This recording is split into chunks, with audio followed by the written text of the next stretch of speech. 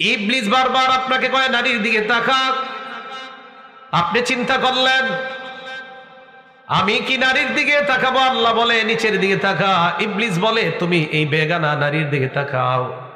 আল্লাহ কয় নিচের দিকে তাকাও। ইবলিস কয় বেগানা নারীর দিকে তাকা। আপনি তাকান না, নিচের দিকে আছেন। আল্লাহ বলেন ইন্নাল্লাহা মাআল্লাযীনা তাকাউ ওয়াল্লাযীনা হুম মুহসিনুন। এই যে ইবলিসের প্রতারণায় তুমি বারবার তুমি নিচের দিকে তাকিয়ে আছো, আমি আল্লাহ তোমার সাথে আছি। সূরা নাহাল 128 নম্বর আয়াত। ইন্নাল্লাহা মাআল্লাযীনা তাকাউ, যারা তাকওয়া অবলম্বন করে তাদের সাথে আল্লাহ আছেন। ওয়াল্লাযীনা হুম মুহসিনুন, যারা সৎকর্মশীল তাদের সাথে আল্লাহ আছেন। 4 নম্বর, যারা তাকওয়া অবলম্বন করে তাদের দুনিয়া আখিরাতে কোনো ভয় নাই। সুবহানাল্লাহ। সূরা আরাফের 35 নম্বর আয়াতে আল্লাহ বলেন ইয়া বানি আদম ইম্মা ইয়াতিয়ান্নাকুম রাসূলুম মিনকুম ইয়াকুসুনা আলাইকুম আয়াতি।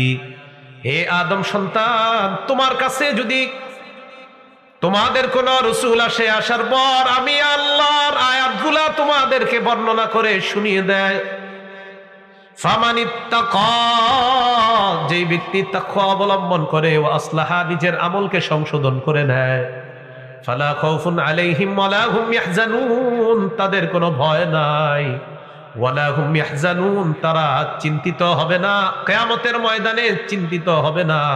আল্লাহ তাদেরকে আপন রহমতে পার করার ব্যবস্থা করে দিবেন। সূরা আরাফের 35 নম্বর আয়াত। 5 নম্বর, যারা তাকওয়া অবলম্বন করে, এটা একটু মন দিয়ে শোনেন, এই বিষয়টা খুব গুরুত্বপূর্ণ। আল্লাহ প্রদত্ত একটা নূর আল্লাহ তাদেরকে দান করে, এই নূরের সাহায্যে তারা দুনিয়াতে চলতে পারে।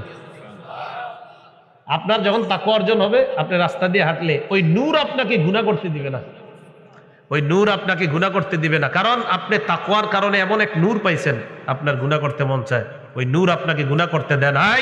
আমি না, আল্লাহর নূর দ্বারা না, আপনি প্যাকেটের মধ্যে আছেন, আপনি গুনাহ করবেন কিভাবে? আপনি তো আল্লাহর নূরের প্যাকেটে আছেন। সূরা হাদীদের 28 নম্বর আয়াত আল্লাহ বলেন ইয়া আইয়ুহাল্লাযীনা আমানুত্তাকুল্লাহ ওয়া আমিনু বিরাসূলিহি ইউতিকুম কিফলাইনি মির রাহমাতিহি ওয়া ইয়াজআল লাকুম নূরান তামশুনা বিহি ওয়া ইয়াগফির লাকুম। আল্লাহ বেশি বলতেছে না, সমস্যা নেই।